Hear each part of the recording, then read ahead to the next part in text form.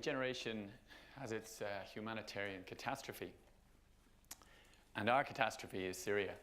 Mostly, people don't understand the humanitarian catastrophe when it happens in their time. It's only really understood as history. When it's raw political facts, people don't really understand it. They don't really understand what is going on at that time. And they often say afterwards, I wish I'd known then what I know now.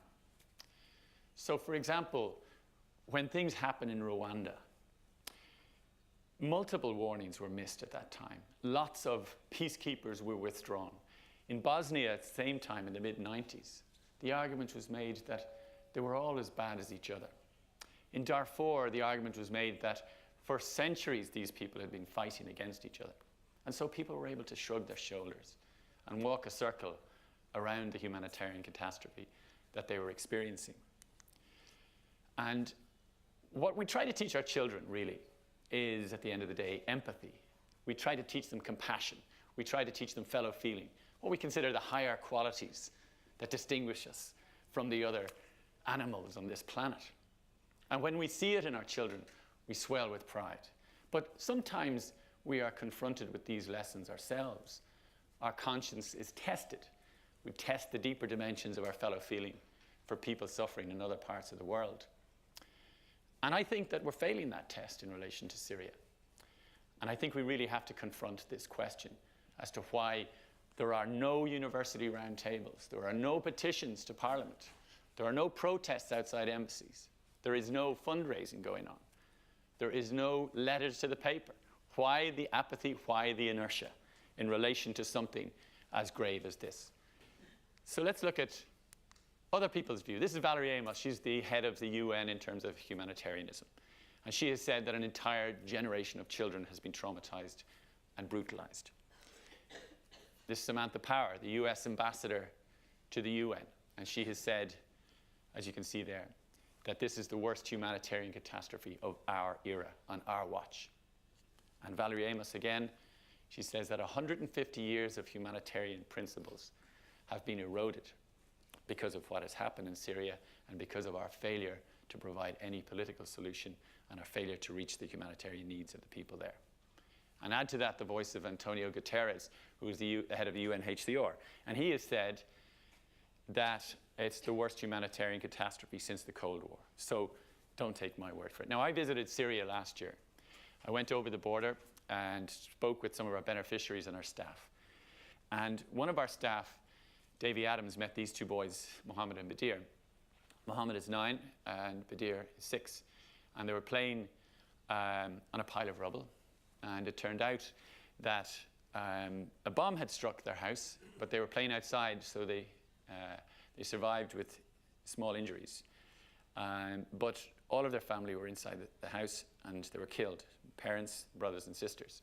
And they were playing on this pile of rubble, and under that rubble were their parents and their family and their brothers and sisters.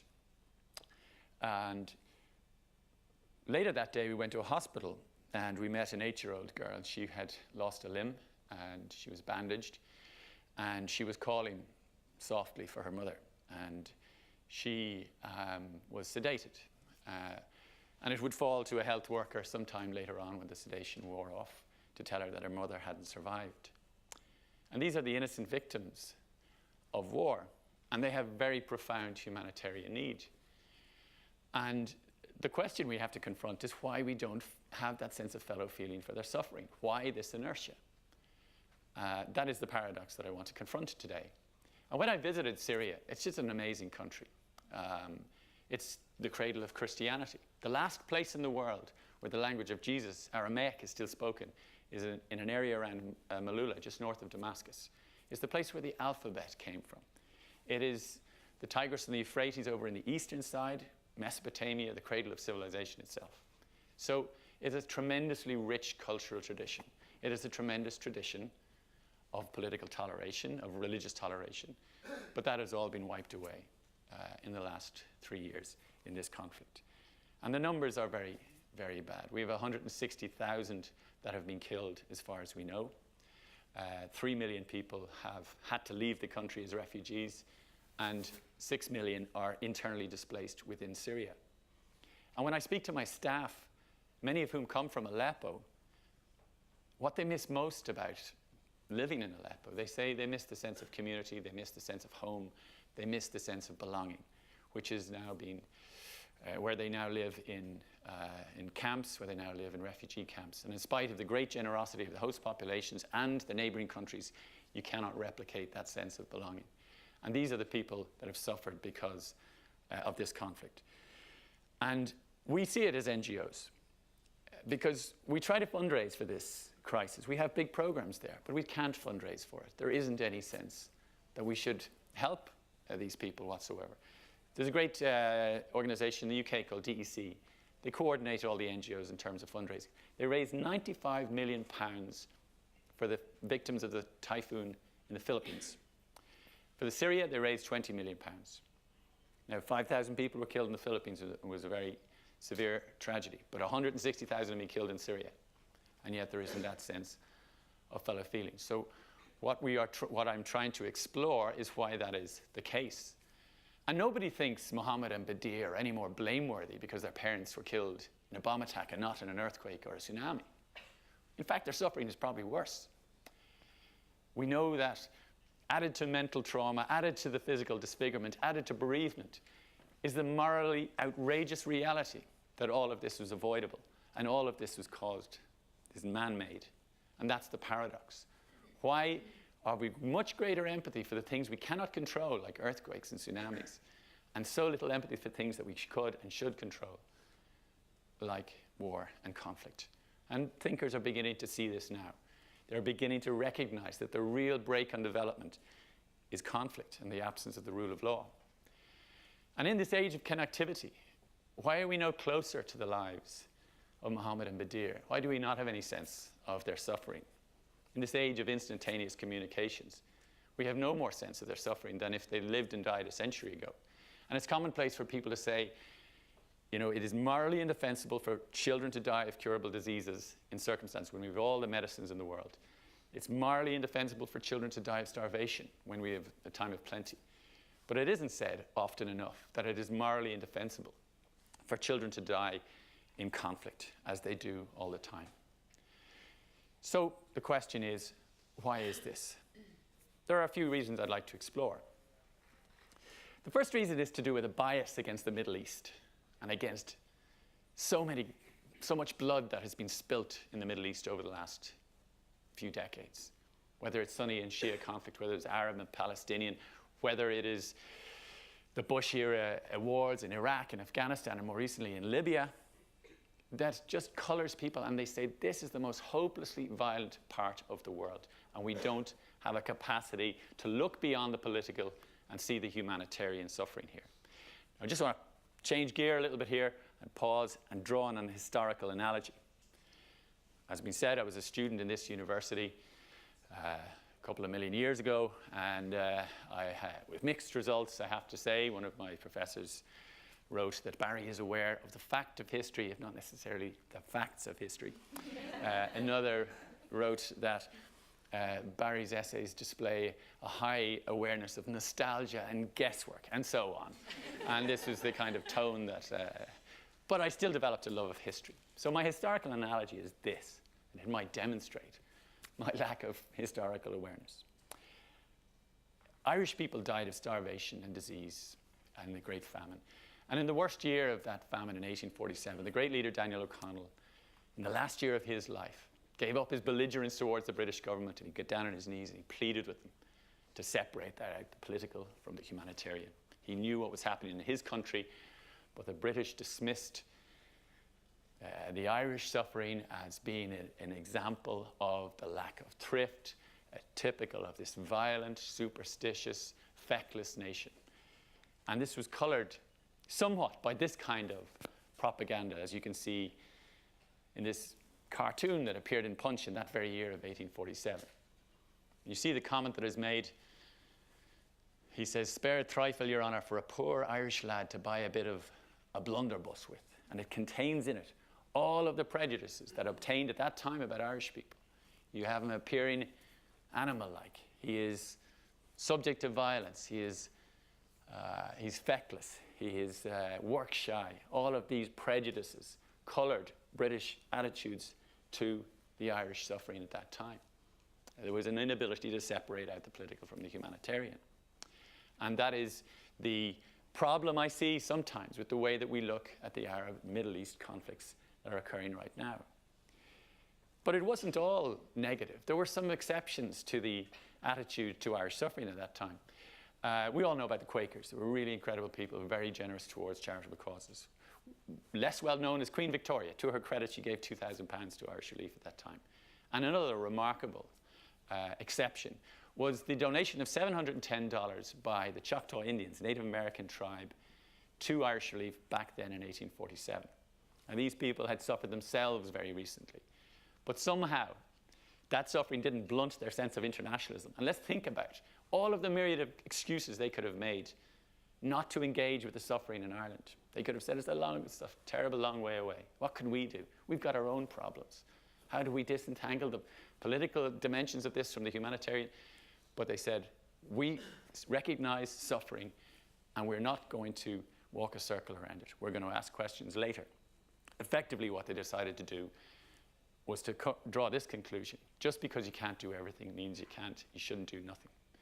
And so they made their tiny gesture, and this echoes down the generations to today. And here in Dublin, 1992, this plaque was erected to the Choctaw Nation to remember their tiny gesture. And what do we learn from this? We have to ask ourselves the questions. Are we walking a circle around the suffering of the people of Syria because of a prejudice or not? Are we making excuses for that suffering? Are we making excuses for our apathy and our inertia? That is the question. And this plaque is on the wall in the Mansion House. The second possible reason is that it has become so political. It is politically complex what's going on in Syria. This slide here demonstrates the numbers of people that have been killed in Syria. And I'm just going to throw up a couple of incidents that have occurred that maybe demonstrate the political complexity of the question. So, in August 2012, Kofi Annan resigned from his position as a UN Arab League mediator for Syria, citing the paralysis of the UN Security Council. Later, Navi Pillay says, we're fiddling while Syria burns.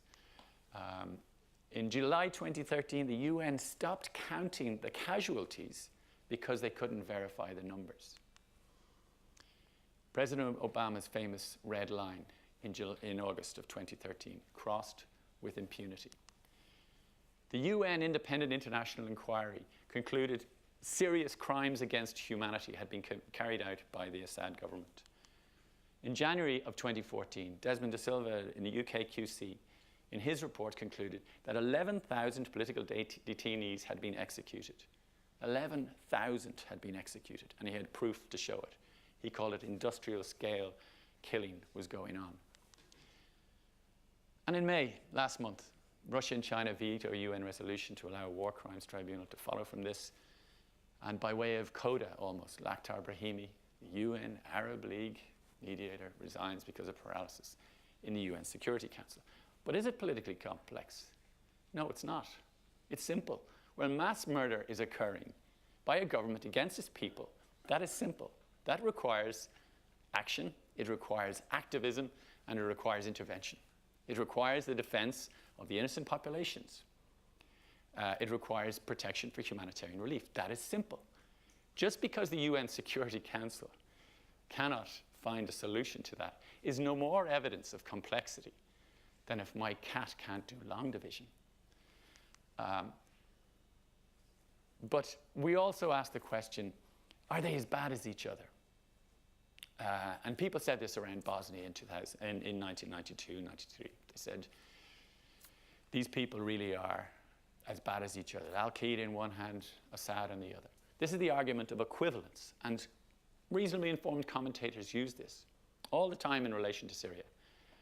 But the truth is, the Assad government has carried out such unbelievable crimes against its people.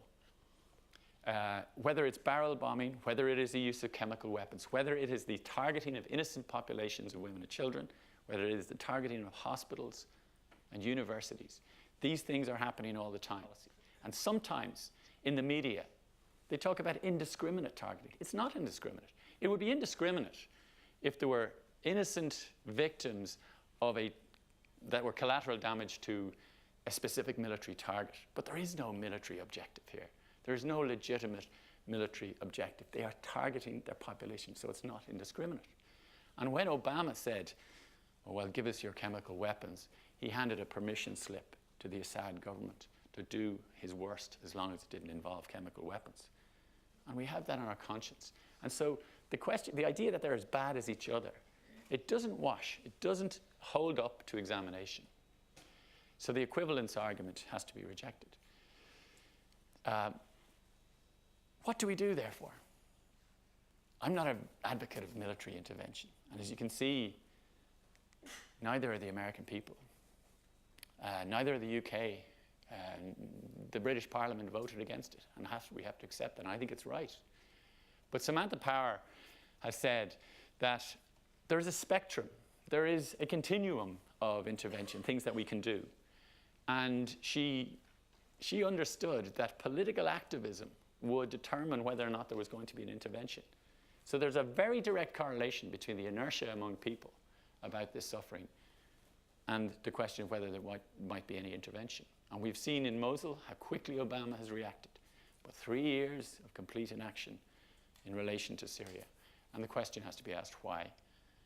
Now, I think there are 3 things we have to do. The UN Security Council is not fit for purpose.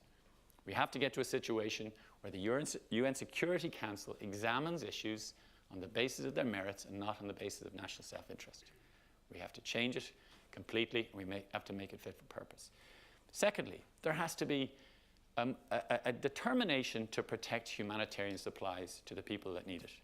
And at this moment in time, there isn't an appetite for that anywhere. So NGOs like Goal are trying to get into places in very, very difficult circumstances. There's no media going in there. There are no international staff going in there, just the brave Syrian people who are prepared to risk their lives to bring humanitarian supplies. And if that means a no-fly zone, then that's what has to happen. And finally, what we have to do is redevelop a sense of political activism. And we have to reject the idea that humanitarian suffering as a result of conflict is any less deserving of our sympathy than humanitarian suffering as a result of natural disaster. Because if we don't do that, then we have to ask ourselves honestly the question, what plaque will be raised and erected for us by the freed peoples of Syria? Thank you very much.